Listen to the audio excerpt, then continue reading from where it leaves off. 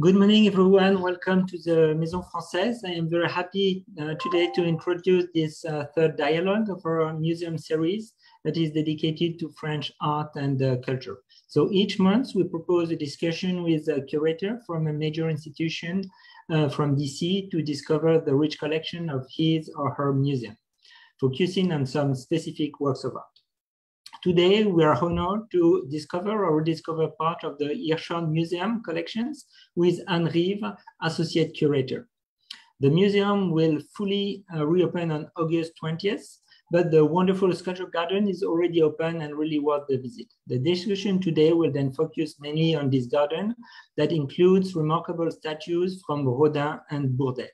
Thanks a lot, Anne, for this promising dialogue with Vanessa. It's always such a great pleasure for the French Embassy to partner with the Hirshhorn Museum.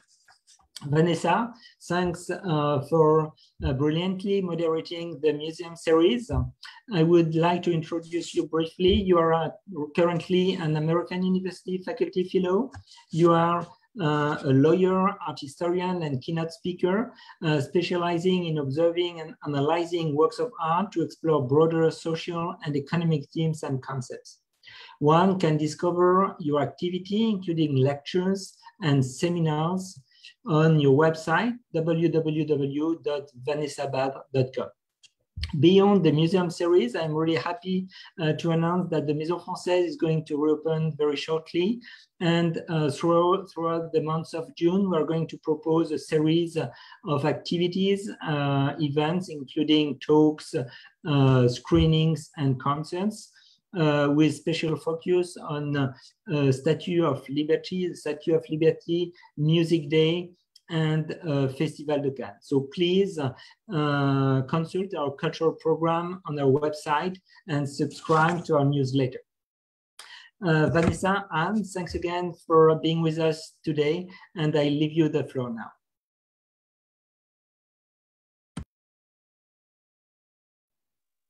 Hello, everybody. Thank you, Denis, for your kind words. Hello, Anne. Of course, we are all very happy and very honored to have this special time with you. It's a great pleasure. And I must say that I'm genuinely amused by the fact that I am interviewing you, because I read carefully your biography. And I saw that you organized a roundtable in your previous museum at Glenstone, and you worked on the exploration of the idea of the interview of an artist, both as a document and practice. So now we have the absolute reverse of configuration. You're not the interviewer, but you are interviewed. So I'm very honored to interview an interviewer. So to speak more seriously, a few words about your career. You joined the Hirshhorn as associate curator in June 2018. You curated an exhibition devoted to the work of a Korean artist named Lee Woo-fan. A Korean artist who is born in Korea but works in Paris and in Japan as well, so a French touch in Asia. Then you are currently focusing on curatorial projects associated with the sculpture garden and the revitalization plan, with a design by, again, an Asiatic artist, a photographer, Hiroshi Sugimoto. So with you, I think maybe we are invited to be bewitched by Asia. With, I hope so, yes. Before, as I said, before joining the Hirshhorn, you worked for Glenstone, the private museum in Potomac. A very special place, which I love very much as well. And you organized a presentation again by a Japanese artist, conceptual artist. And you worked as well on a catalog of Robert Gober and Ann Kawara following this exhibition. So now I would like people know you a little bit better. I would be very, very happy if you could explain to us the history of the Hirshhorn Museum, the Hirshhorn collection. Everybody in DC knows the concrete donut. There is a lot of things about the founding father of this collection and this museum. Yeah, well, yes, absolutely. Thanks to you, Vanessa, to Denis, to Laure, who has helped us so much in organizing for today. And also, I do want to take a moment and thank both Kevin and Rebecca from the Hirshhorn, who have also been extremely helpful, who are wonderful colleagues as a start, but who have also been so gracious in helping to prepare for our talk today. And yeah, I hope it might be useful and of interest to sort of set the scene for this talk by offering a little bit more information about the history of the museum itself. So we are located right on the mall at 7th Street and Independence Avenue. And this is, our beloved concrete ring, which looks really unlike most everything else on the mall, and opened in 1974. So we are looking in the next few years to our 50th anniversary.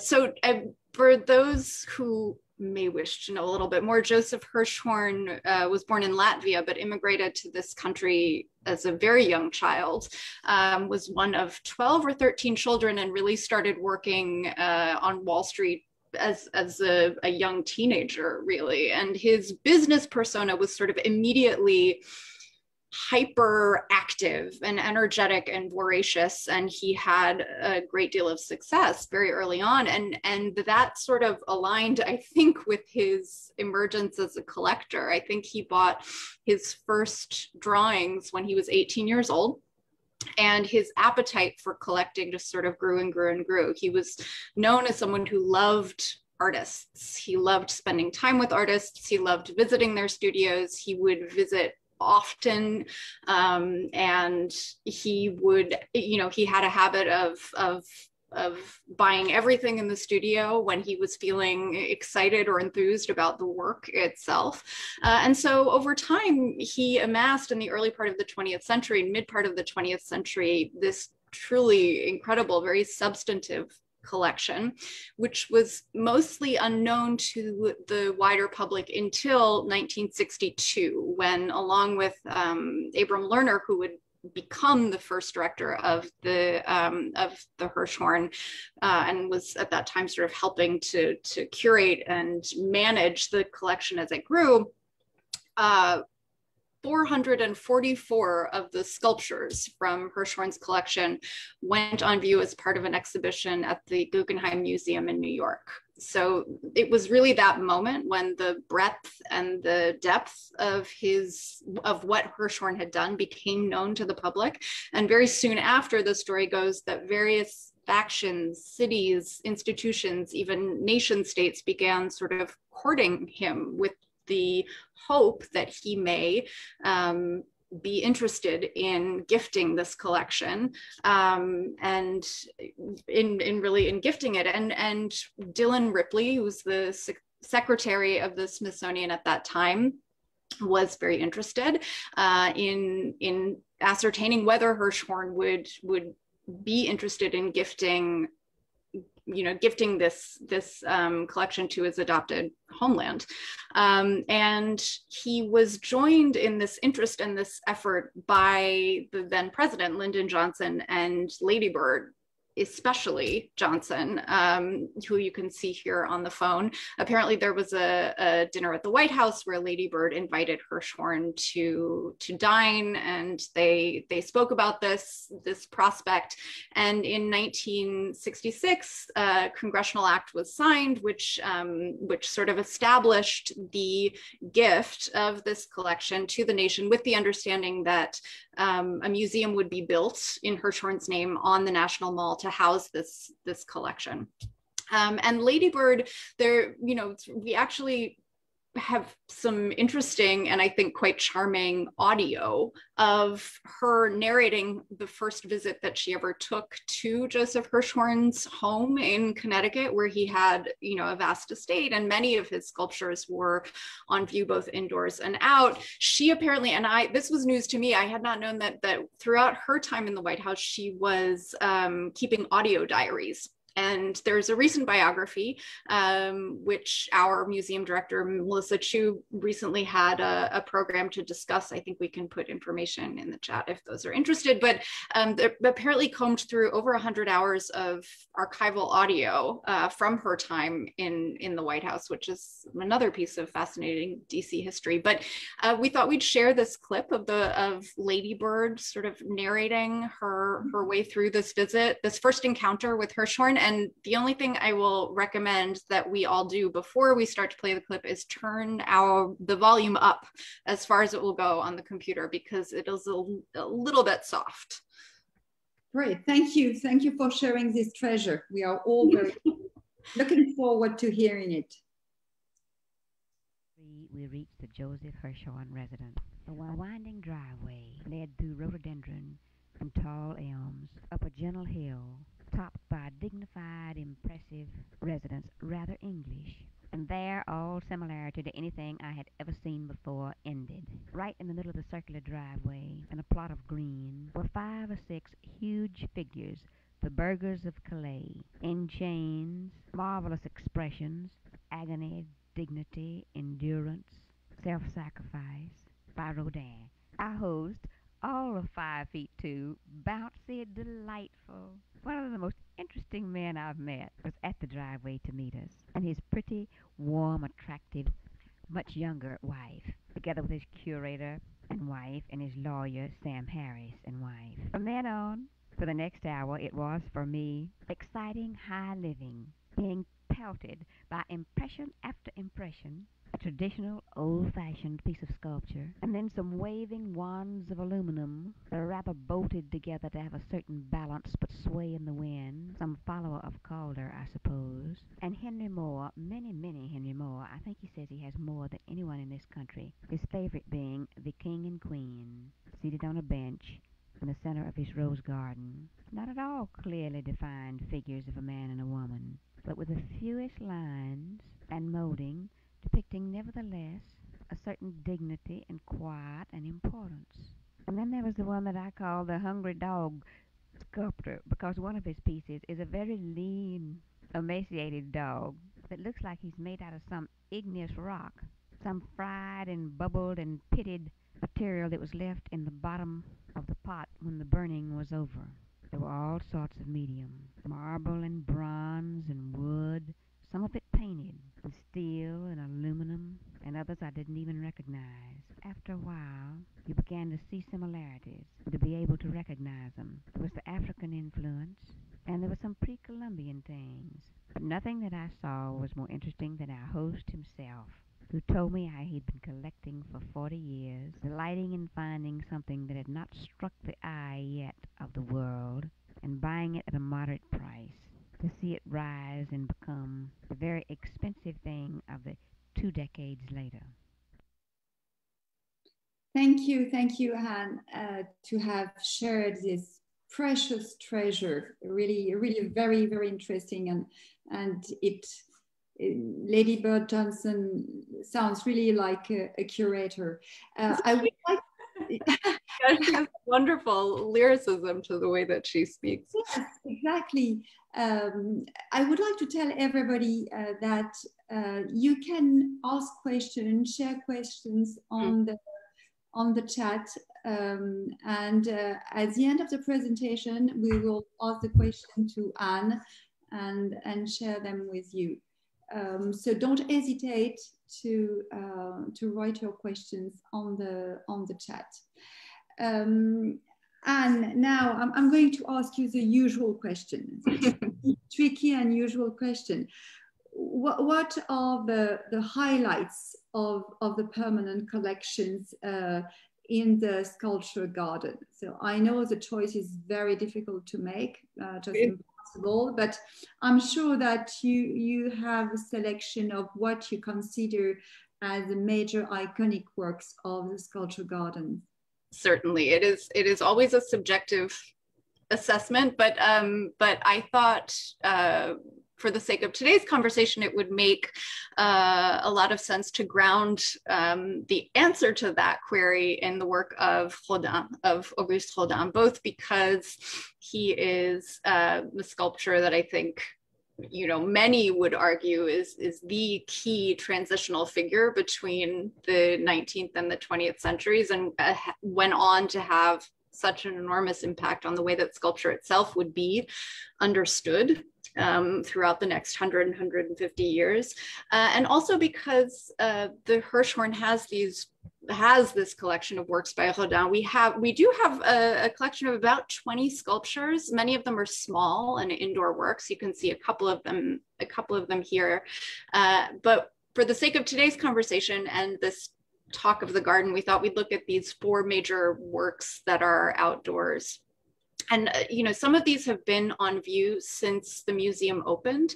So not only does Rodin exist as this father of modernism, and thus by extension, the father of the sculpture that one will see evolve throughout the rest of the century and currently into the next in the garden, but they've also, I think, just sort of become identified with the museum itself, with the experience of visiting the museum. When I meet people who have grown up in Washington and I say that I work at the Hirshhorn, one of the first things people will often say is, oh, Balzac, or oh, the burghers of Calais. You know, they have the experience of, even as children, visiting the garden and getting to see and, you know, remember and form a connection with these works over the long term. So first and foremost, if we want to go back, Rebecca, well, I guess foremost from the early part of his career, this is the very, very famous work, The Burghers of Calais, which was made between 1884 and 1889 and cast a little bit later. Again, it's often considered one of the major masterpieces, or the real masterpieces, from the earlier part of Rodin's career.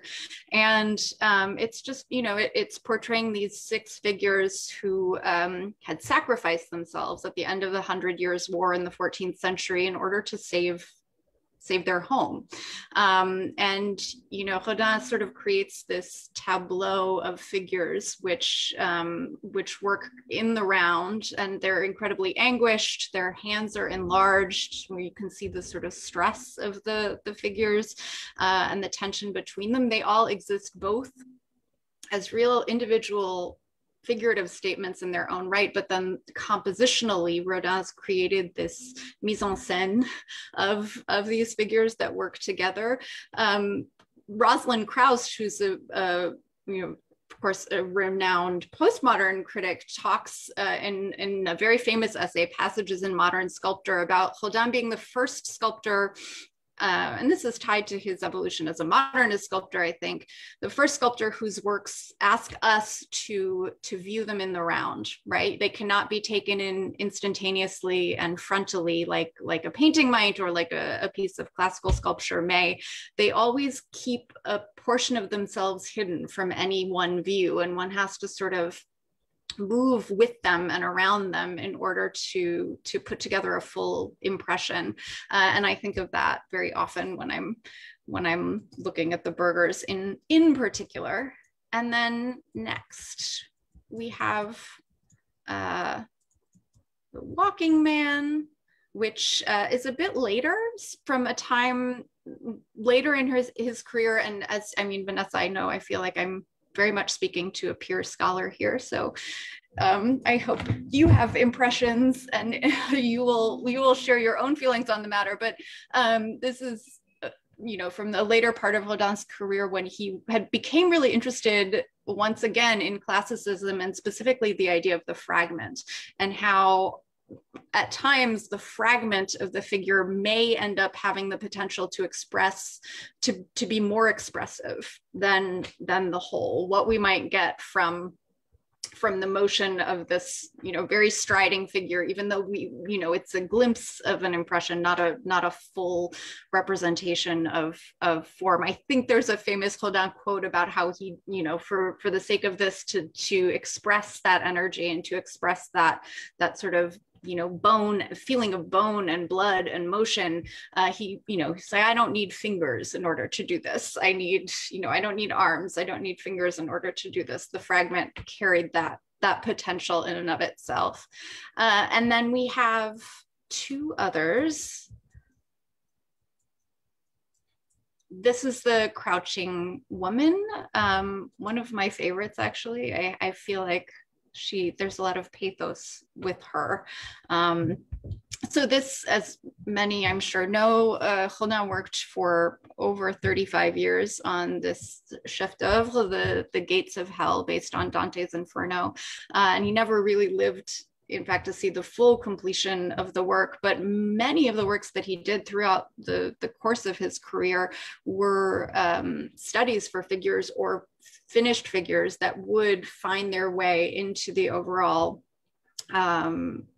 tableau of the Gates of Hell. And the Crouching Woman is one of these figures. Also a figure that, he was working on this motif around the time, as I understand it, that Camille Claudel sort of became part of his life, his working life, his romantic life.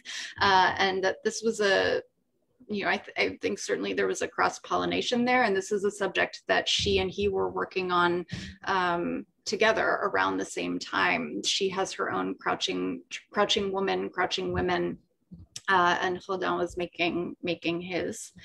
And then our final work is this Balzac, which is I'm not sure of your impression. My impression has always been that Rodin himself perhaps really considered this to be his masterpiece. It was, of course, a commission which was refused. It was commissioned by the government to honor the famed writer, and Rodin worked for, I think it's something like 6 years on an array of poses and postures to try to find a way to create an impression of an enormity of Balzac's vision and contribution and the intensity of his character and his work.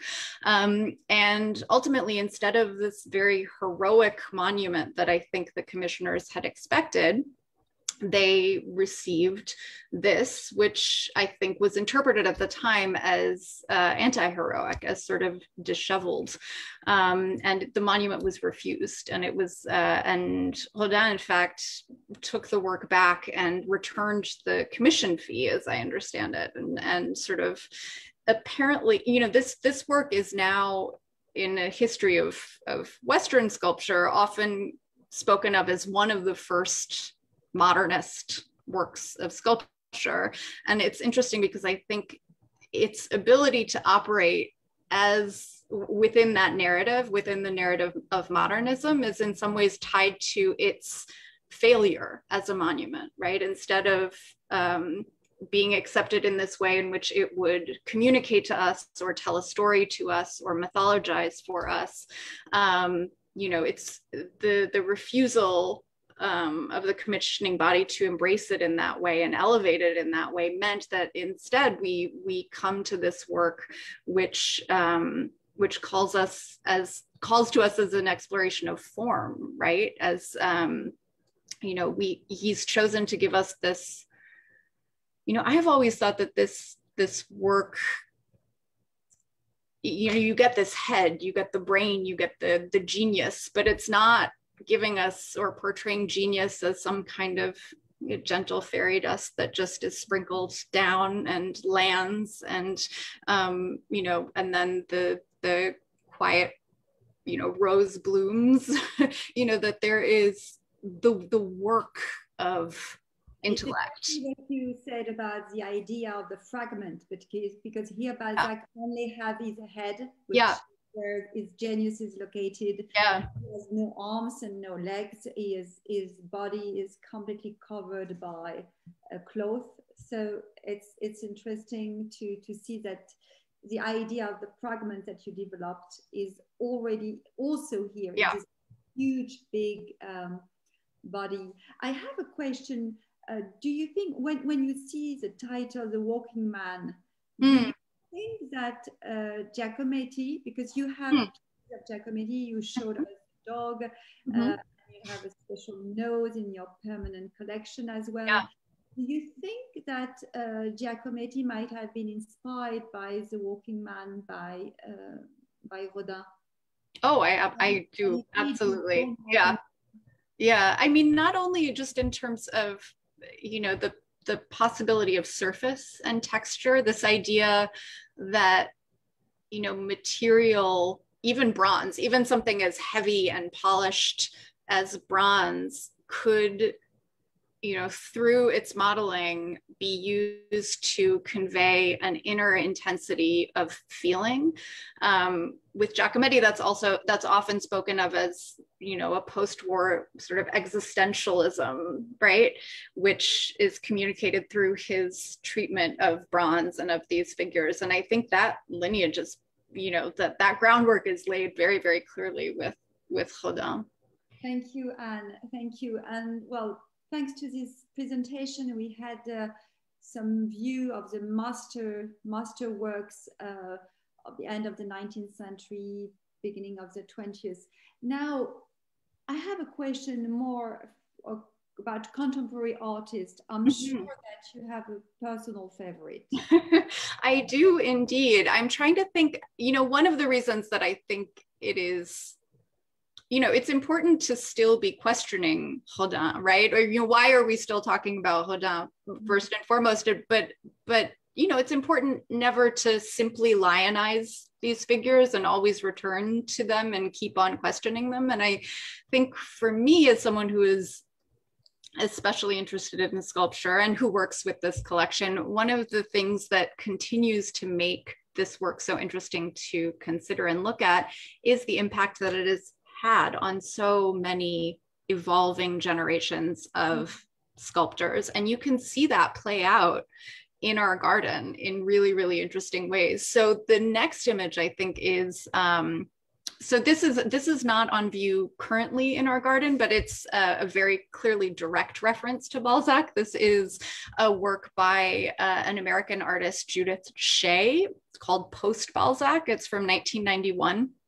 And so I think of this as, I mean, clearly it's in direct response to the work of Rodin. It's a very wry, you know, kind of take on postmodernism, right? It's Shea's own kind of anti-monument. She seems to be saying that, you know, we focus a little bit too much on external appearance, on external trappings, rather than on internal integrity or fortitude. And so I think of this as kind of a wink towards, you know, this sort of what can be the feeling of spiraling critique in postmodernism, you know, where there can be no ground to stand upon, right? We also have very, very clearly the death of the author, which is a late 20th century idea that is certainly linked to postmodernism. And, you know, instead of the emperor having no clothes here, the clothes have no emperor. And then I thought we could look next at this work very briefly. Now this, I should say, is a work that is not in the collection, but I thought it might be nice to include it, you know, because it is a further demonstration of this kind of impact that continues to unfurl. And this is another very direct reference by an American artist named Arlene Sheckett. It's very unusual that she makes a direct reference like this in her work, but this is called My Balzac. It's about 6 feet tall. It's wood and steel understructure, and then a black sort of churning mass of glazed ceramic, which is sitting on top of it. And she is someone who's spoken. I love her work. I find it really fascinating, and something that she and I have spoken about a lot is this idea that for her, part of the power of sculpture is tied to the part of sculpture that remains always mysterious to us. That same idea that maybe Rosalind Krauss was talking about, that there's always a side that we can't see, no matter where we are in relation to the work, and that developing that relationship as a viewer means that we have to become increasingly aware of our own selves in space and our own relationship to the work of art. She's also talked about, in this work, wanting to articulate what she feels is the sort of simultaneous sense of vulnerability and of protection that Rodin encompasses in the Balzac, who is sort of, at once protected, but you can see that vulnerability as well, and his sort of ruffled and slightly concerned appearance. And then let's go to the next one, because you asked about favorites, and this I have to admit has a very, very special place in my heart. This is a work by a contemporary artist, Huma Baba. She is Pakistani American, and this is a work that just was installed in our garden almost a year ago, in July of 2020. And as Denis mentioned, the garden has really been the only place where the Hirshhorn has been able to welcome visitors for throughout the course of the pandemic. So in looking forward to the revitalization, we're thinking an enormous amount about what it means to represent contemporary sculpture, and what it means to respect historical, sculpture that is grounding these evolutions that have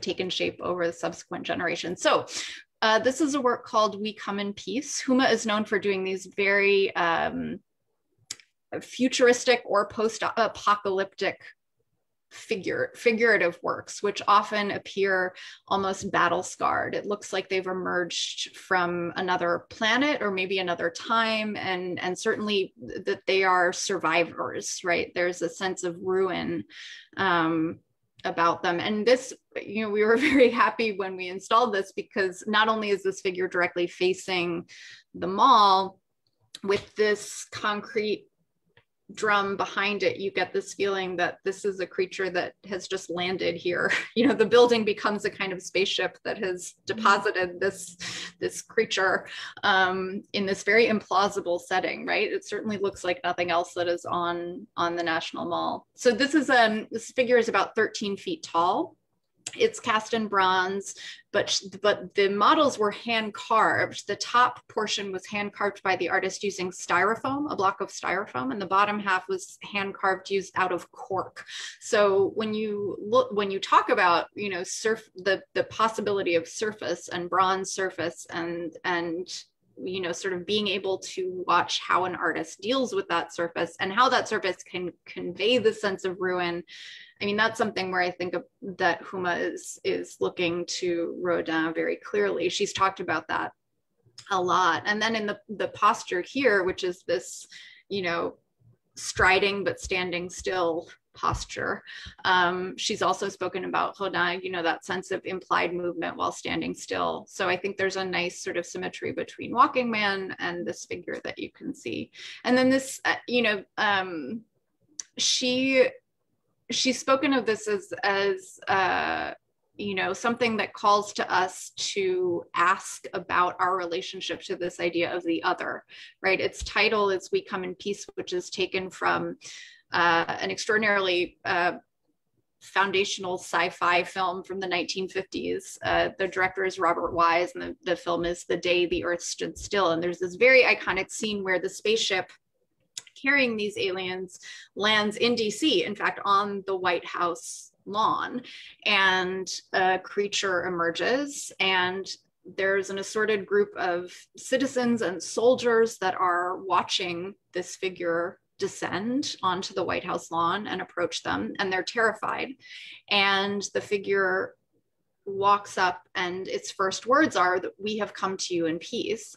And the assembled group is still so frightened that they end up opening fire on the stranger, on this alien creature. And so Huma has spoken about, her work in relation to a post-colonial present, and, sort of watching the the compounded effects of our world and the way that, you know, nationalism is on the rise, and, you know, our relationship to those who come to us from other places, from other shores, is one that I think it's, you know, to me, it's very moving to consider on the National Mall in particular, in the sort of shadow of all of these great monuments and memorials and facades of our country.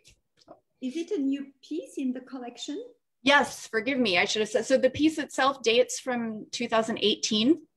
And the work was first on view on the rooftop of the Metropolitan Museum of Art in New York. It was part of their ongoing commission series, but it is a new acquisition, yes. And that is why and how we were able to install it last summer for the first time. Wonderful. So congratulations. It's always Thank you. Yeah. Event when there is a new I think that's true. Yeah. This one certainly for me. Yeah. decision. You began to talk a little bit about monumental art. So could you tell us a bit more about that? Because the Hirshhorn Museum is on the mall. You have this huge space in front of you, which is a public space, and your garden, the Hirshhorn garden, is right near on the mall. So you play on the two sides. But you are part of the public space of the mall. So there might be a lot of things to say about that, and about the responsibility of the museum in teaching and making people aware.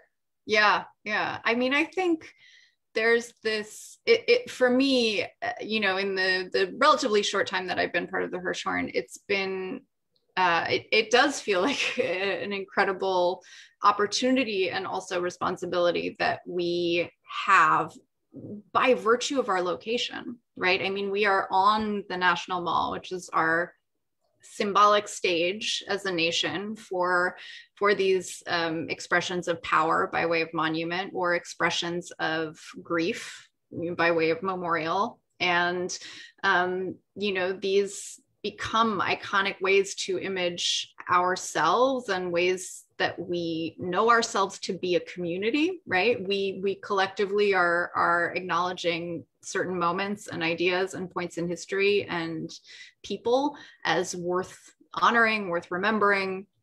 And so, you know, I just think there is the mode in which it's interesting to talk about the monument and the memorial and the history of modernist sculpture, right? Like that idea that we mentioned, you know, we were speaking about earlier, that it was, or some would argue that Rodin's Balzac is able to operate as a modernist work in part because it is rejected as a monument, right? Because its ability to serve as that kind of narrative mythology, right, is questioned, it then becomes able to operate as a work of art in this whole other way. And that relationship, I think, is interesting to track throughout the history of art, and is one that an artist like Huma is absolutely thinking about as well, right? What does it mean to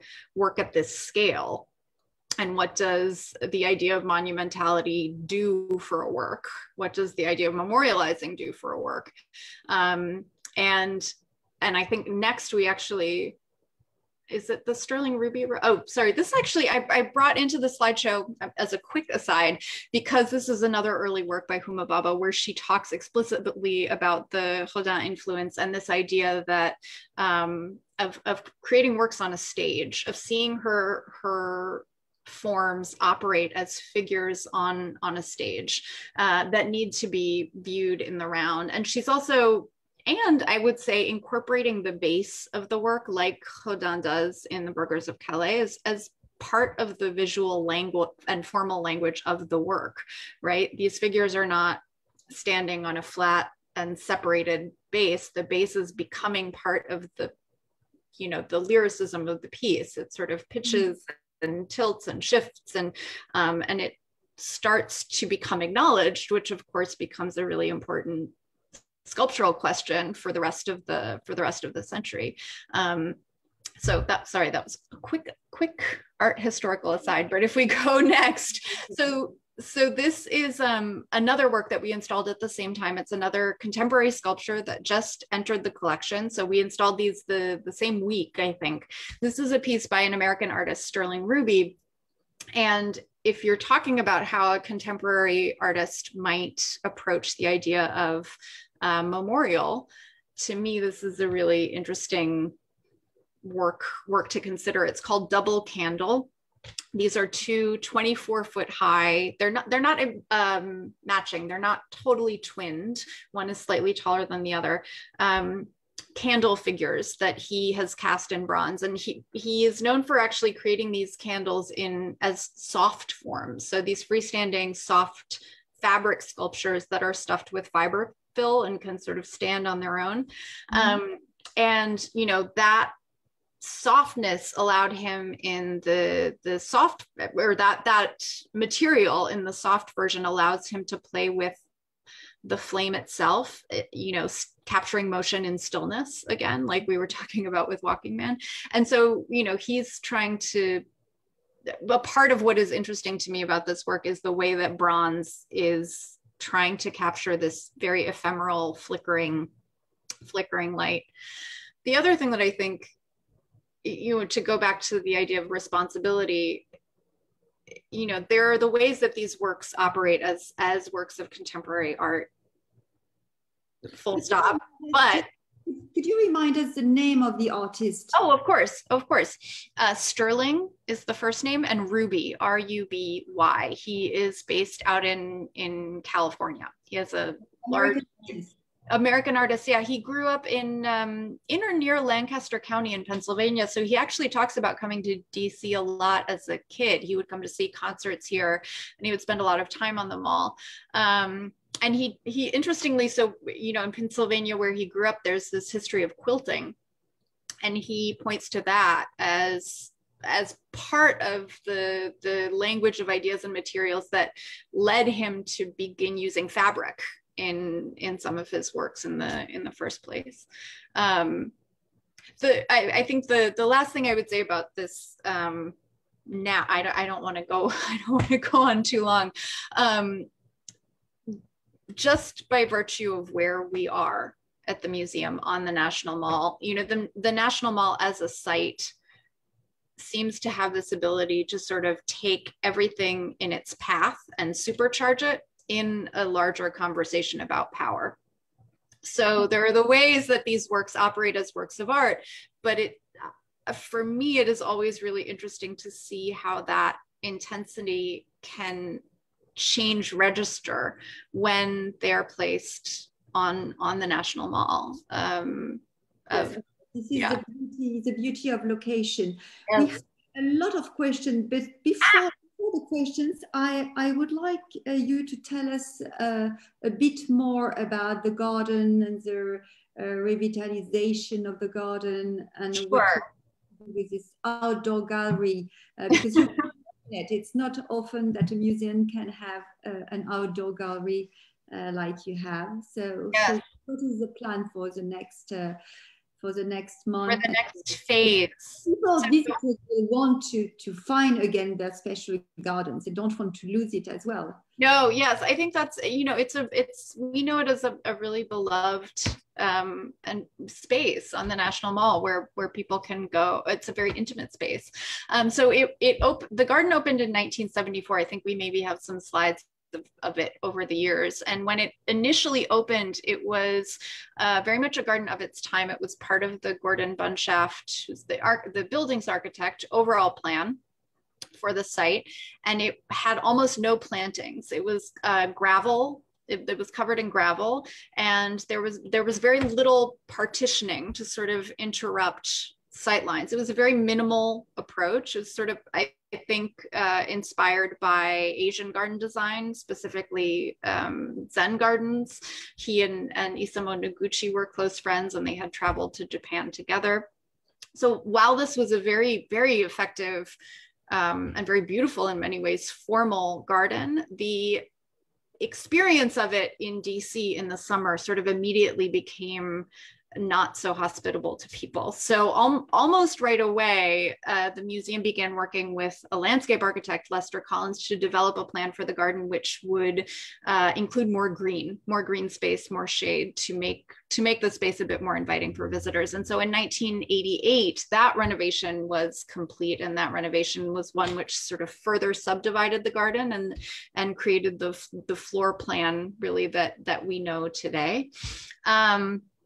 And the idea with this revitalization is, one where the museum is working with really an incredible artist and architect, Hiroshi Sugimoto, who has a knowledge of materials, a knowledge of this history, a real respect for it, and wants to very lovingly, I would say, approach this project in a way that really honors the past, gives us a refresh in all of the ways that we need because the infrastructure is aging and needs some attention, but also opens up the garden so that the connection between the mall, the garden, and the museum is much stronger. There are many visitors on the mall who pass by the garden and never really notice that it's there. So we want to ensure that people are welcomed in. We would like to sort of emphasize green space and shade and this as a place for us to gather, a civic space, but also a space that can respond to the way sculpture has changed over time. Right. So having an area where we would permanently install with great care these modernist works of art that anchor our collection, including Rodin, the works by Henry Moore. And then in the center of the garden, there's a plan for an enlarged pool with a stage where the museum can pay special attention to performance art, which is a media that is become increasingly active and engaged by museums.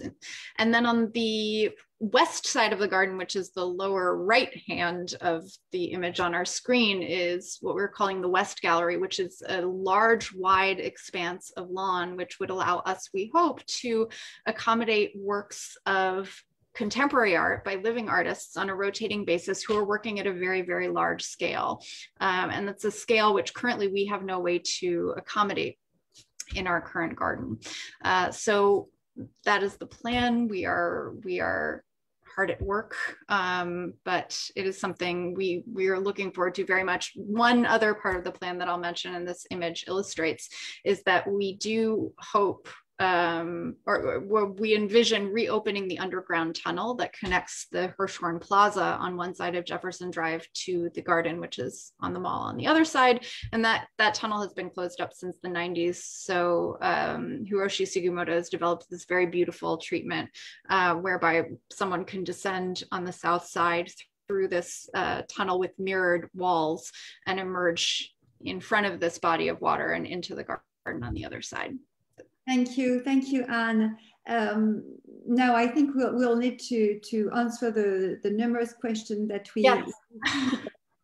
And then we can come back to the images if necessary. There is a lot of questions. Again, could you say again exactly when you are reopening? Of course, yeah. And some questions about what, so not about the sculpture garden, but about the permanent collections. Will you have some special exhibit for the reopening? So give some details, logistic details for the visitors. Of course, we're very, very happy to, and please trust that all of us at the museum are as anxious as any of you to see the museum open once more. And we just a couple of days ago officially were able to announce that we plan to open on August 20th. This will be the first time the Hirshhorn has been open to the public since March of 2020 when we closed. And we are looking forward to several new exhibitions and installations in the fall, including a major installation of work by Laurie Anderson and an inner ring installation by British artist Toyin Odutola. Both of those are, I'm quite personally excited to see. My colleagues are very, very hard at work on those and should open September, October. And then next year, we are looking forward to a continued program. We'll be reinstalling the third floor with some of our collection in a show called Put It This Way. And we have a roster of events and activities in addition to those exhibitions that we're looking forward to. So August 20th is the day, but in the meantime, the garden is open and welcoming visitors, I think until 4:30. So on most days, so please do come and visit. Thank you, Anne. So it sounds very exciting.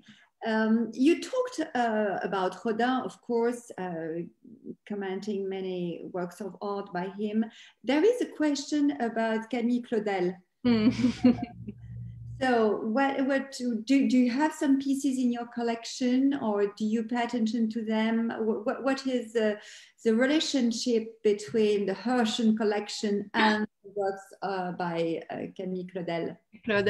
There is no work by Camille Claudel in our collection, unfortunately. This is, and unfortunately, I mean, I think I draw attention to it because she, as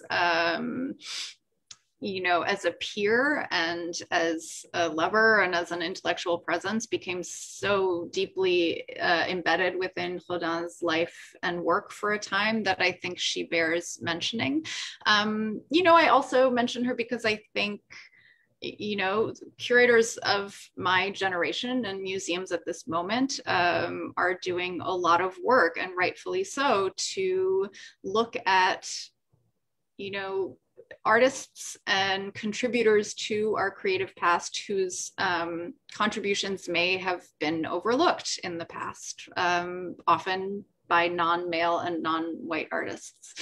Those influences, you know, that haven't always been acknowledged, and those stories haven't always been told. And I think it is our responsibility as museum practitioners to make a point and address those gaps where they're there. So unfortunately, there is no work by Camille Claudel in the Hirshhorn's collection, but I did want to acknowledge her as a significant presence who had certainly an impact on Rodin and ultimately on the work. Just as information for the person who asked the question, there is a wonderful movie of the 90s. Yeah. It's a French movie with French actors, Gérard Depardieu. Depardieu, right? Yeah, yeah. Who tells this story, the love story, the passionate story, the work story of collaboration between Rodin and Camille Claudel. So now it's a very old movie, of course, but it's still a very interesting one if you are interested in this very special and very tense relationship between both genius creators. I haven't seen it in such a long time, but I do. Like, Gérard Depardieu is in my head as Rodin. Very movie telling the story of the collaboration between Rodin and Camille Claudel. There is also a more technical question about the gap between the creation and the casting of the work. So it means that people paid really attention to all the little details, the text under the works of art, and they notice the discrepancy between the creation and the casting of the work. And the question is really interesting, because it's, if the artist is not alive, how are we assured that it's an approved execution of his vision? Right. And Vanessa, I'm sure you have much insight here, so I'd be interested to hear from you as well. I mean, you know, it's an ever evolving question, and for each artist and often for each work, it's a different answer. In the case of Rodin, you know, when he died, he was very, very savvy, right? As an artist, he was always extremely aware of his how he was being perceived and the impressions that he was giving of how he was written about. He, you know, always was interested in having his work photographed by certain photographers that he approved of himself and would invite to his studio. He, you know, he was very careful about the image of his work that would, and himself as an artist, always extremely, you know, he wasn't someone who didn't read the reviews, right? And when he died, he left his entire collection to the government of France, which to this day continues to operate the Musée Rodin in Paris. And in the 1950s, and as I understand it, and Vanessa, please join me if you have additional insight here, but the Musée Rodin, you know, within certain measure, stipulated that they would cast new works posthumously, you know, within reason. They would do limited castings of certain key masterworks by Rodin. It was really, you know, his reputation in America, in this country, in the early part of the 20th century was minimal, right? He wasn't part of the conversation in the early part of the 1900s in the way that he became. And I think there was a very specific show at MoMA in the early 1950s, 1953, I think, where he was given real pride of place, and he in the catalog is sort of named as the greatest modernist sculptor of the era. And it was around that time that the Museum of Modern Art chose to acquire Balzac, and which they have had on view, I think, ever since, although I'm not quite sure. So it was, you know, there all of a sudden there was a Rodin energy in this country, and that aligned with the moment, as I understand it, in France, where the director of the Musée Rodin was deciding to judiciously make certain posthumous casts of these Rodin masterworks, and so those, in the case of Rodin, would be considered the authorized casts and castings. And it was around that time in the 50s and very early 60s that many of the American institutions that and collectors who now give Rodin such pride of place were able to acquire these works for the first time. And Joseph Hirshhorn was certainly part of that group. He was, you know, that was in the ether for him. So it was around that time that he was able to acquire the Burghers, all of the works that we looked at, the Burghers of Calais, the Crouching Woman, the Walking Man, and Balzac. Thank you. Well, it was really extremely interesting, and it's now almost 1 p.m. So we have to say goodbye and to conclude. Would you like, if there is a last word to what would it be? A very, very last word. Not telling us go to the museum, because we will. Okay. Yes, I hope you will go to the museum. I also hope everyone will have a lovely weekend. But you know, when I was thinking about Rodin, I was thinking about this talk, you know, something that I really did want to, you know, something that registered for me is just how it continues to be our responsibility to always revisit our heroes and to continue to question them, to never give them the benefit of the doubt, right? Simply because prior generations have decided that someone or something is you know, worth mythologizing or worth lauding or raising up. I think there is so much we can learn by, you know, addressing this past anew with the lens that we have now in the 21st century. So you know, it's Rodin for me, you know, he's not a genius because he's a genius, right? That quote unquote genius is always worth questioning and revisiting, especially you know, for me, because of all of the interesting ways that it continues to inform the language of sculpture for so many artists who are working today. So that was many words in quick succession, but maybe that's a as a conclusion, that's what I could give. Thank you very much. Hope to see you soon in person. Yes, very much so.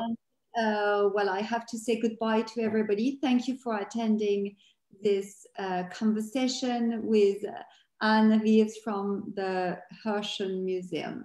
Thank you very much, Anne. And I see you for the next, well, there is a new series and a new lecture in June. So I hope we will be all together there. Thank you very much. Bye-bye. Thank you, everyone. Thank you, Vanessa. Bye-bye.